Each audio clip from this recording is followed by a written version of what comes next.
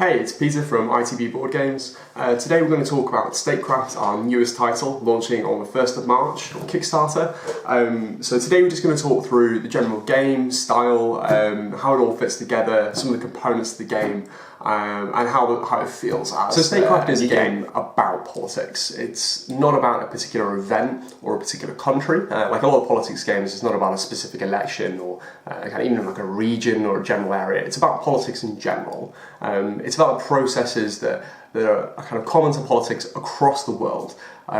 So within Statecraft, you're building up a political faction, a political party, a faction within a one-party state, and you're trying to build up support for your party and ultimately win power and prestige over the other people around you.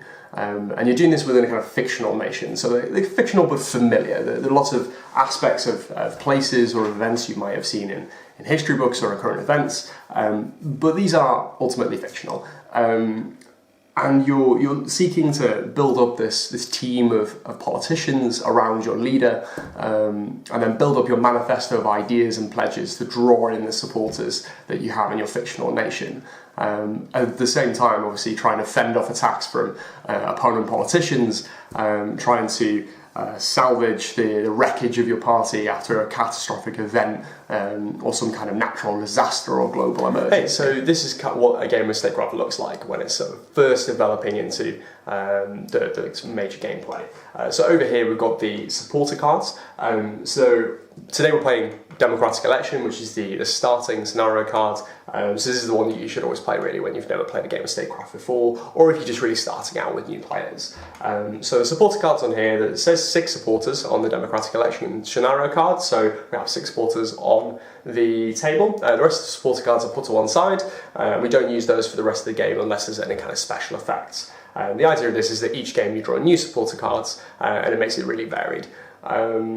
So over here we've got the opponent's cabinet. It's what we call the team that they've kind of clustered around their leader. So they have their leader card in the centre, which is who they start with. They've recruited a few more politician cards, and I've done the same over here as well. You'll notice that there's 2 politician cards here. The one's kind of stacked over the other. This is because the top one's a senior politician card. So this is someone with more specialist abilities. They can marshal more manifesto policies and pledges behind themselves. They have more expertise in different areas. So they can be kind of usurp a more junior politician. Over here, which you can't see on the camera, I'll just tilt it down there, we have the points tracker. So here you have 4 ideology trackers. Now this is kind of the core part of the game. So I'm just gonna zoom right on in there. There we go. Oh, too close. There we go. So these 4 things here, I say they're the core mechanic of the game. So these represent 4 major ideologies. So we've got red for socialism here, yellow for free market capitalism, blue for authoritarianism, and green for anarchism. Now each supporter has a preference for each of these areas. So I say I want at least 3 or 4 policy points for, say at least 3 policy points for socialism, but I won't tolerate any more than 2 for authoritarianism. Now they don't necessarily match. They could be really contradictory or confusing, as all voters can be. But what this tracker does is it tracks the policies and manifesto pledges that you've made, and where you currently stand in terms of your manifesto. So I might be 5 lots of free market capitalists, 3 lots of socialism, 2 lots of authoritarianism, and 1 lot of anarchism. And this interesting, potentially confusing balance could be to persuade a specific one of the supporters to come over to my side. Over here as well, you've got the current round tracker. This is just to track for those scenarios that do involve a specific number of rounds, like the Democratic Election card. And up here you've got a budget tracker. Now the budget tracker is not that much of a big deal most of the time. But some policies cost money, so you got some minus parts and some give you money, like taxation. And what you have to make sure is that you don't go over 5 lots of surplus or minus 5 lots of deficit. You're not able to go over either of those extremes, so you've got to be careful that you don't bank on a strategy which involves spending a huge amount of money or taxing a lot of money. So that's the major setup. As you see over here, we've got this politician card here with a few policies laid out for you. So we've got 2 at the front and 1 at the back. Now the 2 at the front are regular policies. They've been played as they've been announced as a policy, which is one of the player manoeuvres that you're allowed in a turn. And all we do when we're playing one of these from our hand is just pop it under the front of the card, and then you get the points on the top. So we've got a red, a green, a red and yellow there. So we just move the ideology trackers to reflect these new policies. Now at the bottom we've denounced a policy, which is where we do the exact opposite. We take those points away.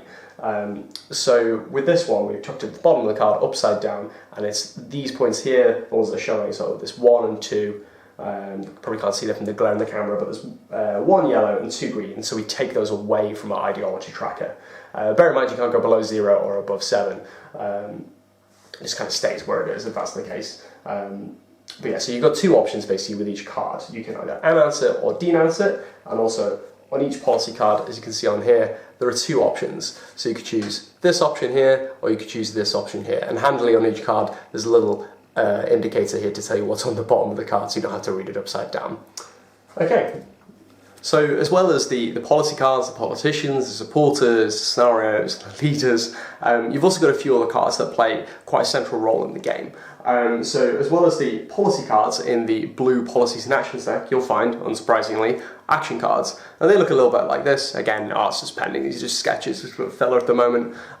What these do is they're kind of like any other action card in the game. You keep them in your hand, ready for the opportune moment, and you go, bam, there's that action card. I've done something to give myself a little bit of an advantage, to give the opponent a little bit of a disadvantage, or just to give myself, some kind of hilarious. So that's an action card. And also, once you read the rules for Statecraft, you'll notice that as well as the policies and actions that go into the policies and actions deck, you also get some of these cards shuffled in, which are the events and emergencies cards. Now, the idea of this is a little bit similar to games like Pandemic, where you have that kind of wild card stacked somewhere in the deck, which throws a little bit of something out of order during the game. So there's 2 different types.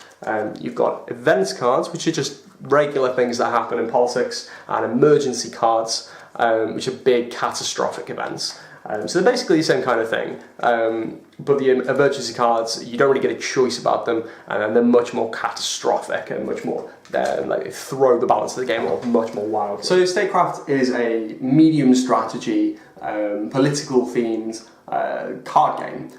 It's fairly straightforward to learn, and it's got a lot of depth to it. There's a lot of diversity between the different game setups that you can play with, and the different game styles that you can and sort of strategies that you can play with during the game as well. There's a lot of kind of slow engine building strategy, as well as this kind of quick fire tactical card play that you also find through the action cards as well. And obviously a couple of the fun twists in the game, things like the events and emergency cards, which kind of throw everything off balance a little or a lot during the game to keep everything fresh and moving.